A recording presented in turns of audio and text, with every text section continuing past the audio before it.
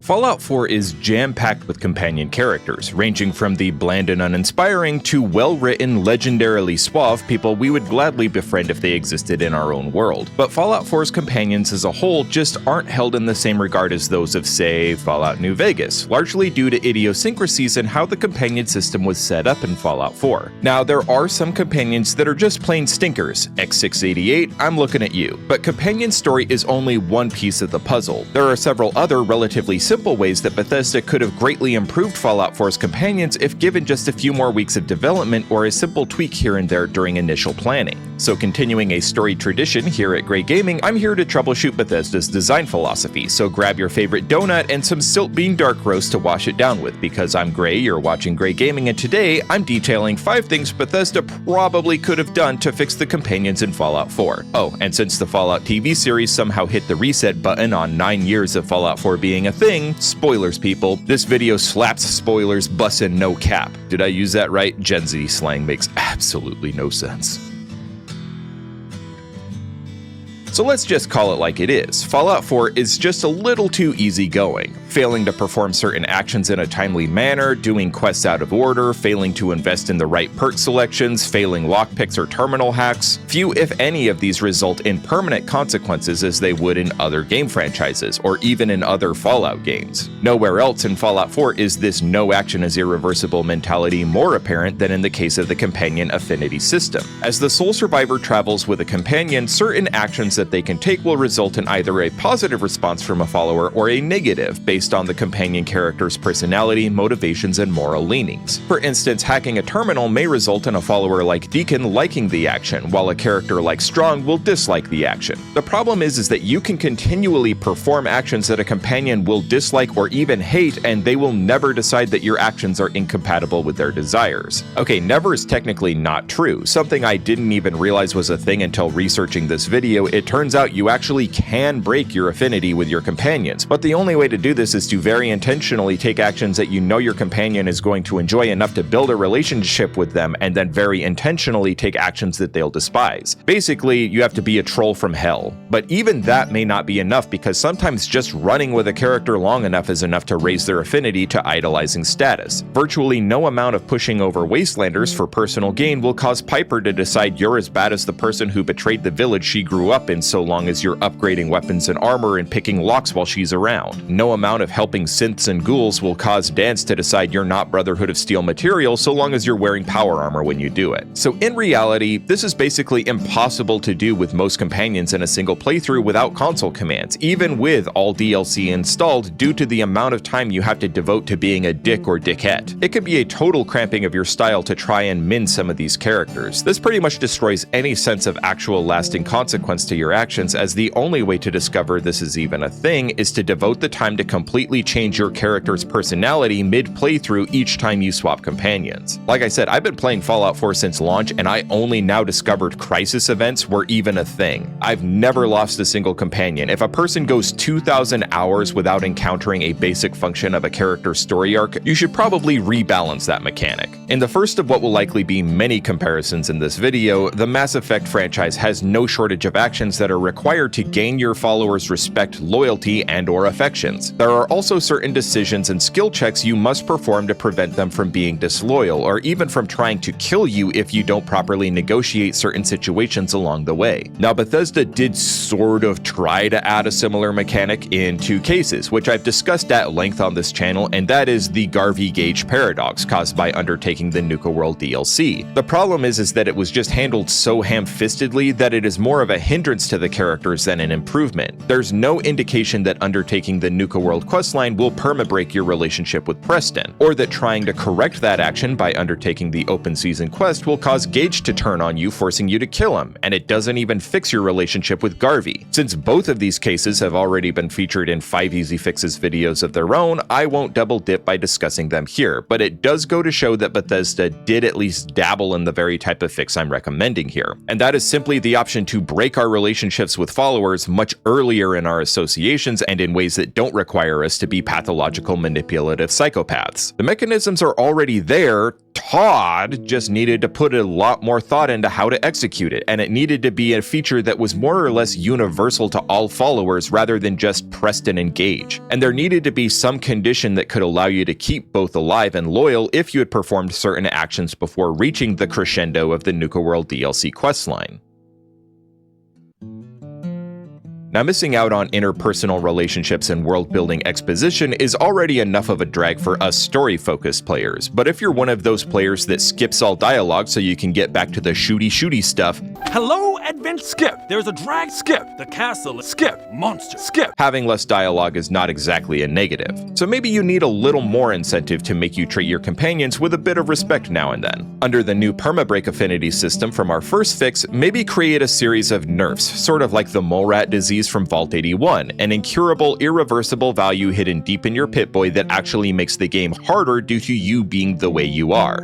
Why are you the way that you are? Honestly, every time I try to do something fun or exciting, you make it not that way. Maybe without Curie, you're more susceptible to developing addictions or chems wear off faster and are less effective. Maybe if you lose McCready, your ballistic weapons do less damage, or you're less steady when aiming with scoped weapons. It's not like this is really that groundbreaking of an idea, and I'm sure you'll let me know about 17 mods in the comments that do this very thing, but it just seems like allowing a person to infinitely grind until they get a permanent perk that improves your abilities should be balanced against a way to permanently handicap yourself if you want to go for a full Renegade playthrough.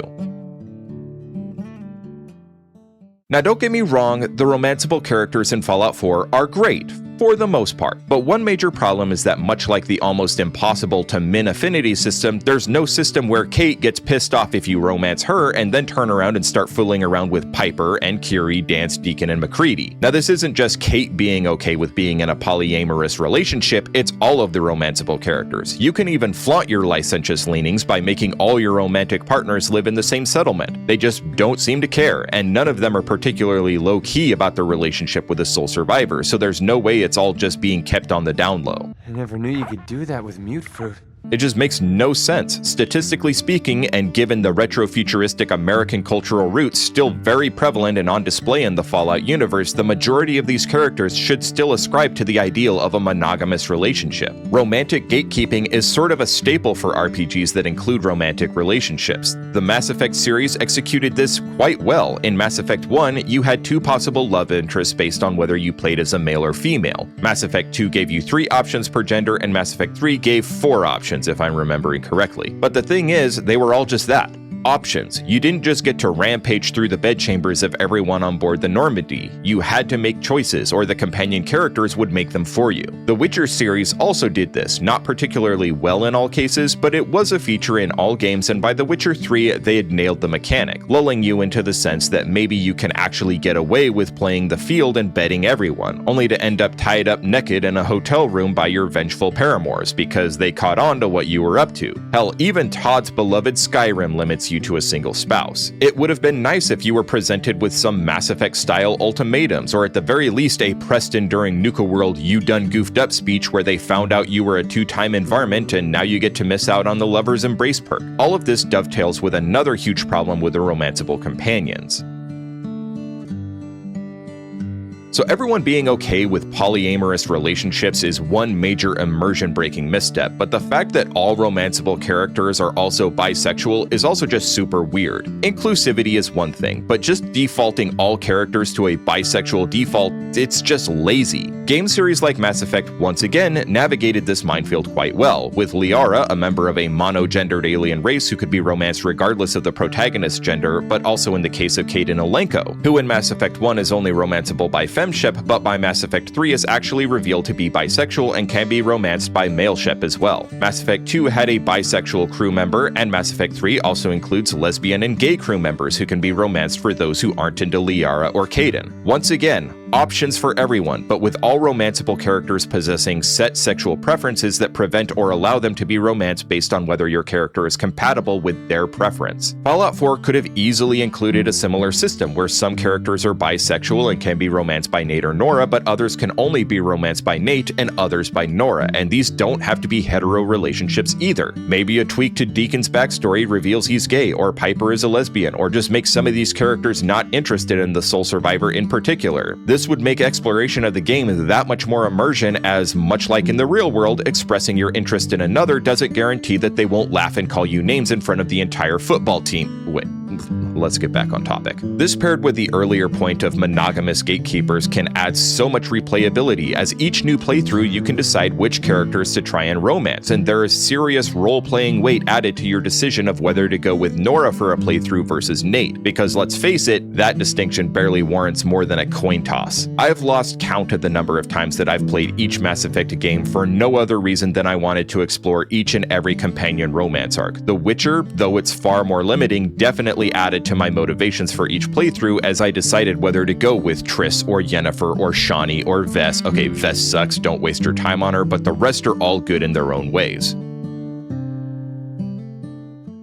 So this is the one that really grinds my gears. The faction-specific followers a lot of times can be lost, but not for the reasons that make a whole lot of sense. Sure, X688 is as robot-y as Gen 3 synths come, he's totally devoted to the Institute, so it makes sense that he might turn against you if you choose to attack the Institute. Dance, he's already got a way to save him, and that's one of the things that makes his story so dang good, but the Garvey-Gage paradox from earlier guarantees that effectively both are lost as a natural consequence of just playing Nuka World. In the case of Preston, he's just butthurt and spends the rest of the game pouting, but with Porter Gage, the man who learned never to trust raiders, never to put his faith in raiders, never to choose the losing side, who props the sole survivor up, watches them conquer all of Nuka World and beyond, and watches them destroy one of the 3 Nuka World raider gangs, just decides the instant that you turn on the raiders that he's gonna throw in with them. It just makes no sense. I mean, the least you could do, Gray, you're double dipping. Okay, fine. But seriously, it seems like for each of these decisions, Deacon returning to the Railroad HQ to fight the Brotherhood of Steel, Gage throwing in with Raiders, Preston being a petulant child, even X688 choosing to try and defend the Institute against the Brotherhood of Steel, these could all be easily prevented through a single conversation consisting of a few speech checks, allowing you to continue rolling with them post-game. Now, this does slightly go against my previous points about replayability, and is the only time you'll see me advocating for less negative consequences tied to your actions as the sole survivor, but only for the simple reason that none of these characters I've specifically listed really constitute enough storytelling substance to warrant a fresh playthrough all on their own. And it says more for their characters that the sole survivor can earn their complete loyalty rather than blindly following their faction into the void. Maybe you can convince X688 that the Institute has lost its way and that the very fact that he is so loyal and believes in their mission is evidence that he and all of his synth brothers and sisters are greater than the sum of their parts, and should have more rights and respect than the Institute allows. Perhaps Deacon can be convinced that the Brotherhood is simply too powerful to stand against and that the Railroad HQ is about to be wiped out even more ruthlessly and thoroughly than the Switchboard, and that he has the power to keep the Railroad's ideals and mission alive, but only if he lives to fight another day, forcing him to make the heartbreaking decision to leave the Railroad to their fate. Maybe convince Preston, Gray, seriously, you've been warned. Okay, fine! Granted, there are so many ways that each of the companions could have been improved upon individually, some just by adding a companion quest, others basically required a total rewrite. But these are time-consuming and don't really fall into the category of easy fixes and aren't necessarily things that would improve the Fallout 4 companion system as a whole, which is what this series is about. I'm curious what you would do to fix the companions in Fallout 4. Would these fixes change how you feel about the followers in 4, or would you feel this is just polishing a turd? Now, naturally, I'm a bit biased, but I think this would have made the companions feel a lot more like people in a story rather than things to do, in a matter of speaking. This episode of 5 Easy Fixes is all thanks to my patrons over at Patreon. The impact that their direct contributions make to the continued operation of Grey Gaming cannot be understated. There are no new patrons this week, but I did want to give a special salute to my officer tier patron Carver050 and continued thanks to all my non-coms who keep the grunt tier patrons on point. All Patreon funds are reserved for investment directly back into Grey Gaming's production costs, but if you can't swing a monthly Patreon membership, there are other ways to help the channel that don't cost a penny. If you enjoyed the video, a like would go a long way to help the channel, as viewer engagement is the primary metric I use to determine the sort of content that provides the most value to you, a random person on the internet who has the power to choose if I can splurge on a nice cold Nuka-Cola the next time I'm running through my super duper mart checkout line. Until my next salute, stand at ease. Thank you so much for watching to the end, stay safe, and I hope to see you here next time on Gray Gaming.